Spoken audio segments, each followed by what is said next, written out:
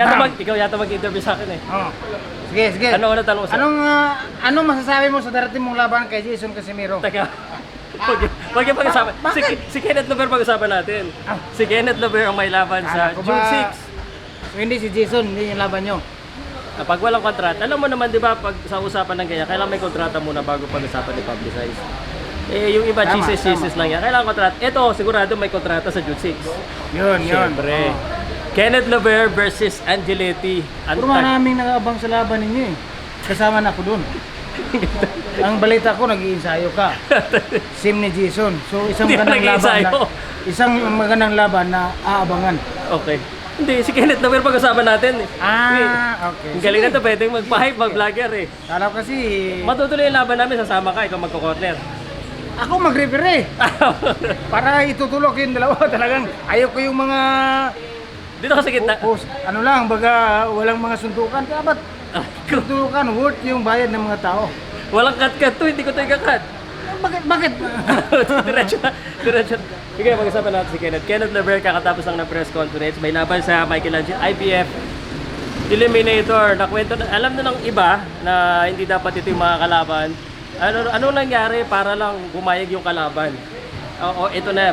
Kasi ang daming hindi natuloy eh. Tama. Ano nangyari? Sa wakas natuloy din At to. first, yung IBF nag-mandate na sino yung next available contender na para sa final eliminator para sa Okay. reigning champion na si Jose Salas Reyes ng Mexico. Okay. And then nangyari na si Kenneth yung number one contender. And then next is dapat supposedly yung kalaban from UK si Andrew Cain. Nag-decline, instead lumaban ng ibang boxing body. And then dumating si Akitsugi nung Japanese based in In the US, US. California. And then yung team niya nag-prepare na lumaban ng ibang kalaban than Kenneth. So siguro may ibang plano sila. Nakano ba tuloy? Natalo. Huwag naman. Natalo yung ano, hindi. Yung nga, Akitsugi. balitaan ko Natalo. So, and then darating si Michael Angeletti. Siya yung next available contender na isang undefeated fighter na magaling. Sinasabi nila kombinasyon ng Shakur at Floyd Mayweather. Technical. Technical, magaling. May height, magaling magamit ng wrist advantage. So, ito na yun. June 6, Nagoya, Japan, Aichi Stadium, Kenneth Lover versus Michael Angeletti. Abangan natin isang magandang laban. Sa tingin mo, bakit yung mga una umayaw kay Kenneth? O ano ba ang dahilan bakit hindi natutuloy yun?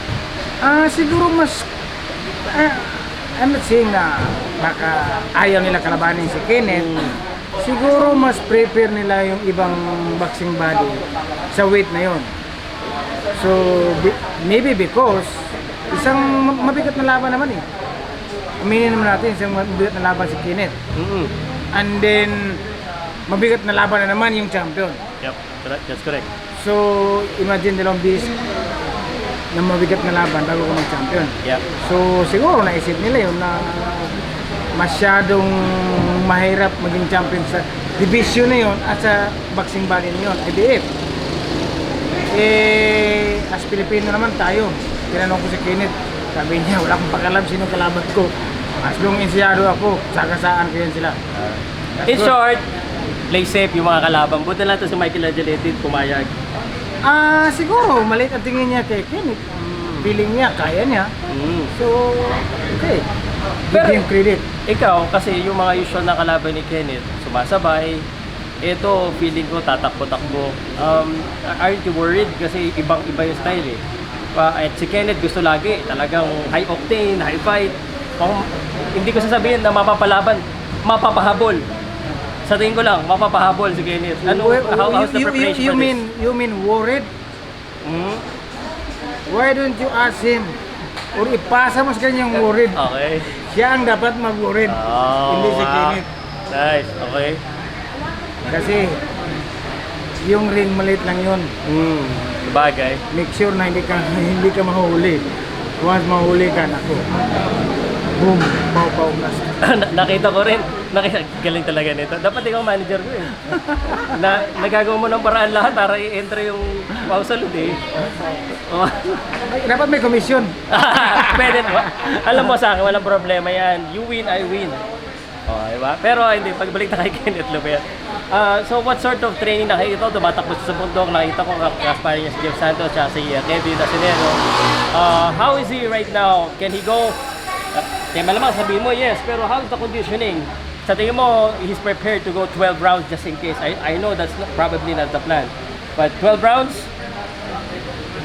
Right now, I think Kenneth will be like 70-80%. Yung kondisyon. But still like a month.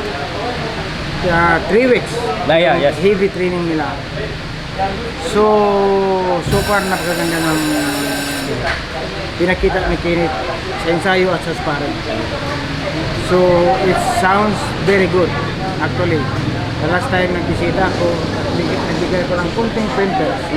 Although nagpaalam din ako sa mga coaching staff na baka pwede ako mag-suggest o ano. Pinayagan tayo, so nagtutulungan kung ano yung solusyon sa laban. Especially sa case ni Angelete na magaling mag-ilag, may height, may talent. Yes. So, we'll see. Lahat naman na napag-aralan at based na narinig ko at nakikita ko, meron yung Team Lubert may plan A, may plan B, may plan C. That's good. But, yung plan C, balik na sa plan A. Sakasaan mo si Angelete. That's it. Alright, this leads me to my next question, no?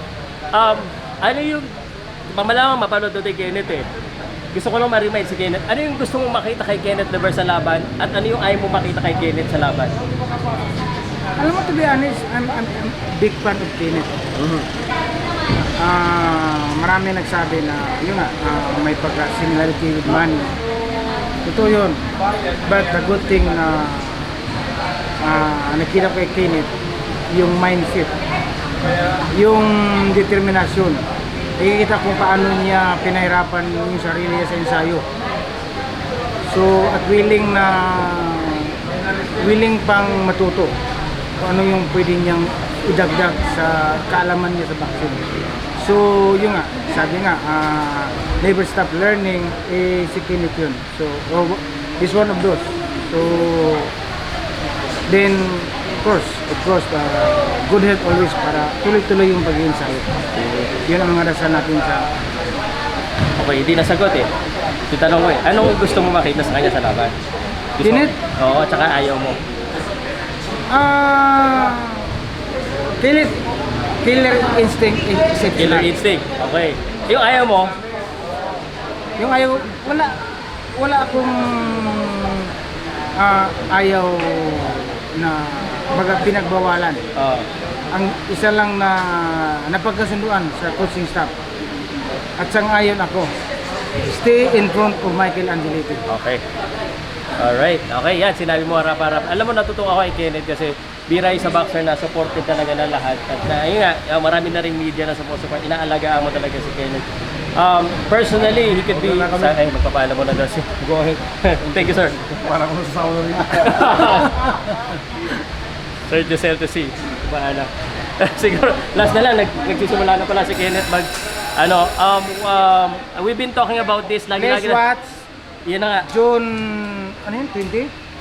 Ayun, yung laban niya. Pao Salud against Jason Casimiro. Isang magandang laban. Bakbakan talaga. Hindi. Last question, seryoso.